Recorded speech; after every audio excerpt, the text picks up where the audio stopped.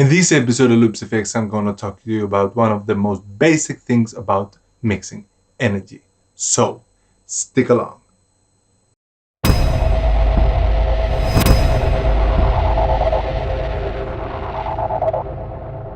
Tjena players, and welcome back to another episode of LoopsFX. My name is BERGWALL, or Bergwall as it's pronounced in Sweden, and today we're going to focus on one of the first techniques ever developed by DJs ages ago. It's so old that even the troglodytes knew how to mine the energy of a track. But today, many DJs don't, or doesn't care. I think it's the lack of routine and experience.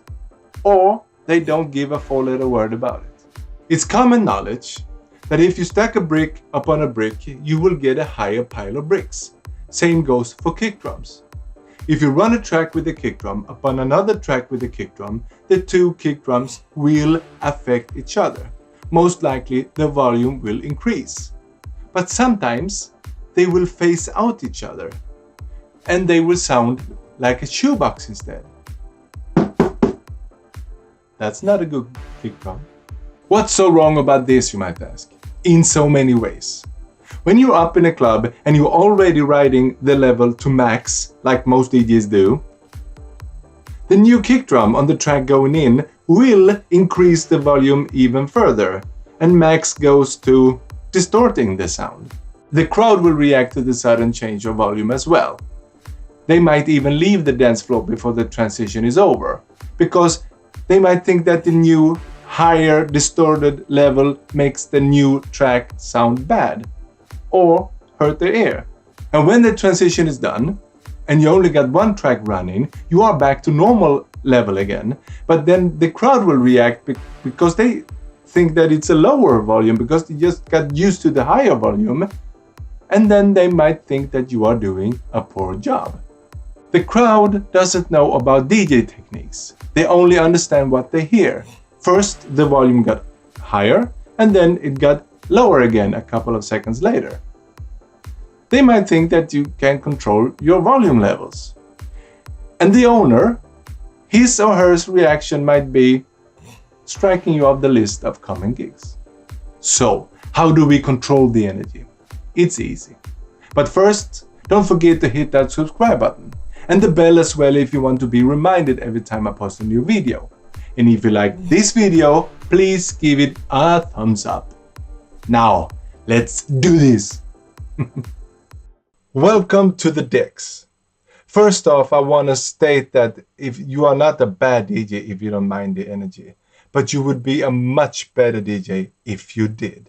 We start off with the technique I call the classic.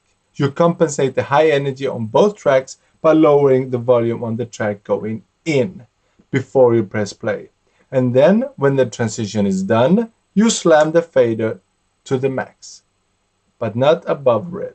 This is an example if you are used to the track faders, not the crossfader. Just lowering the fader depending on the energy on the track going in, but you have to listen to the track in your headphones to determine the energy. But if you are using a laptop, you can also look at the waveform, if you have chosen to show the color of the waveform, not blue, monochrome, or what else there is. If you're using Rekordbox like me and doesn't know how to change the waveform to color, just go to settings by pressing the cogwheel and then to view and scroll down to waveform. And then press RGB. That stands for color. Just close the window, the settings are saved automatically. Look at the track on deck B, the example track going in. Just by looking at the waveform, you can see that it has a lot of energy. It's totally red. If you scroll down the track, you can see that the color changes to blue and green, and that means that it has lesser energy, not necessarily lower volume. But where I want to start, the track on deck B has a lot of red, so it's got a lot of energy.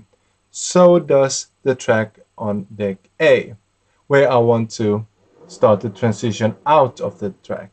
So I have to lower the volume of the tracks. But before I decide how much I want to lower the volume, I have to listen to this. This is the track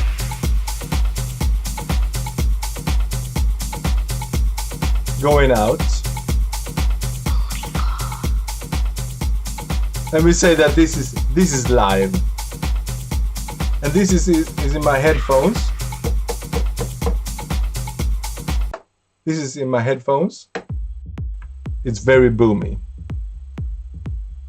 The max volume of the track is exploded.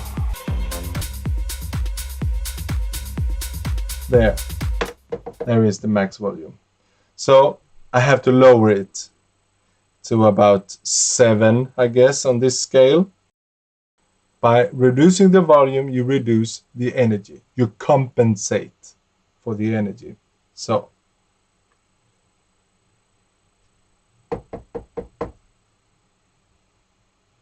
let's do the mixing.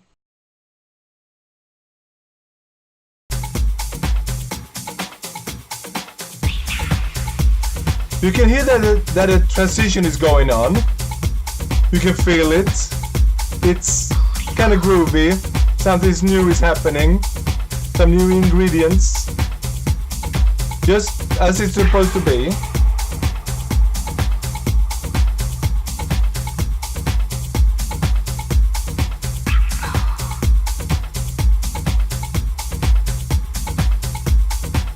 And now we slam it. Perfect transition.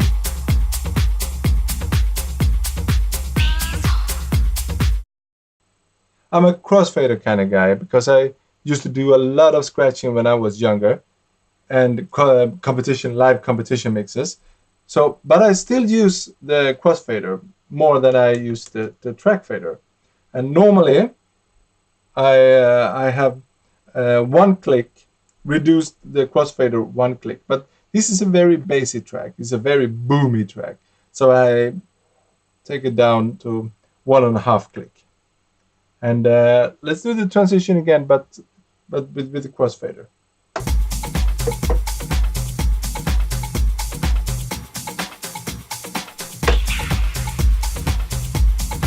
It's the same groovy feeling. They play nice, walking hand in hand.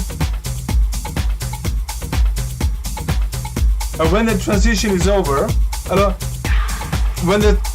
when you have to slam the volume of this track, I only take it to the half of it, where both tracks are max. And sometimes, to do the slamming, I put a finger there, and it's very nice. So, this is the classic. Now let's try using the EQ and lowering the bass. This one I call the obvious, since we're rolling off the bass and bad energy is in the bass frequencies. Just listen to how it works. Here is the track going in.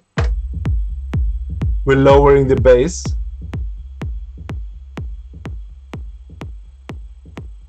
We can hear that the bass is disappearing. And somewhere here would be a very nice place to mix. So we put it there. Depending on your mixer and EQ settings and the track, you have to adjust the bass so you don't hear it, but you have to hear the track. And when the track hits that end again, you just rise the bass back to 0 and on the track going in. But you have to rise it kind of fast, slam it, as I said. So let's do the transition again. So no bass.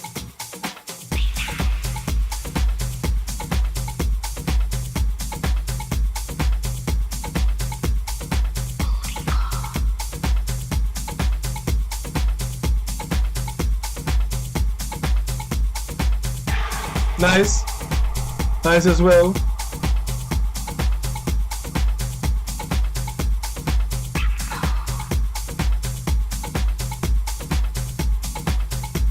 And now the bass, and we get that same feeling. That's the obvious. Next one is called the modern.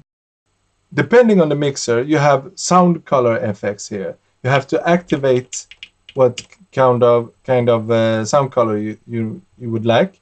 In this case, we want the filter, and the filter works like this. Turn it to the left.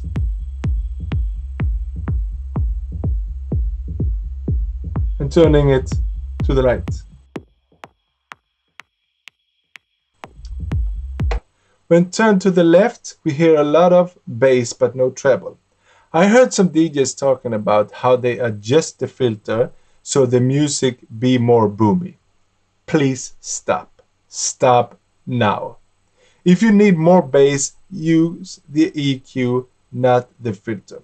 Because the filter works like, if you turn it to the left, it will become a low pass filter, LP for short, only letting the low frequency pass through, low pass.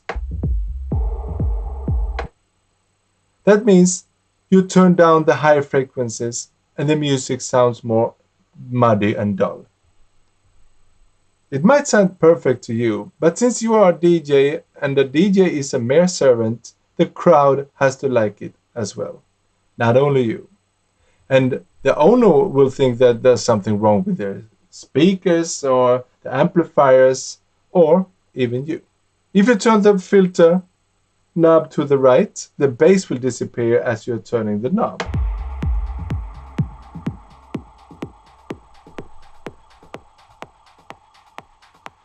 The filter becomes a high pass filter, HP for short, only letting the high frequencies pass through.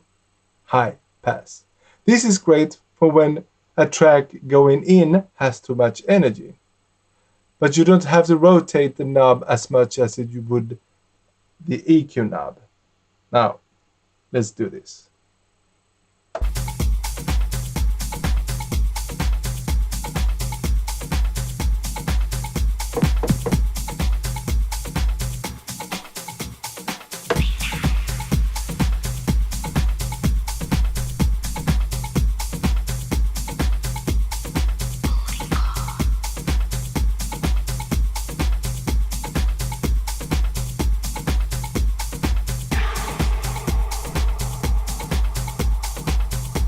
It sounds nice, but don't forget to raise the filter to 0 again or remove the filter knob.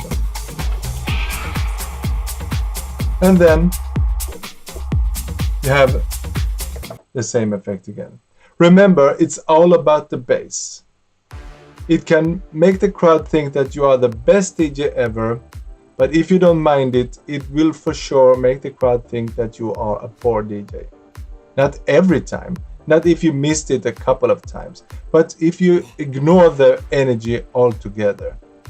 Don't be that DJ. Thank you for watching this video. If you liked it, don't forget to give it a thumbs up. And hit that subscribe button and the bell as well if you want to be reminded every time I post a new video. If you have any questions or want me to make a tutorial about something, please write in the comments below or mail to hello@loopsfx.com. If you have any hardware, product, app or service that you want me to unbox, test and review, please send an email to that same address, hello@loopsfx.com.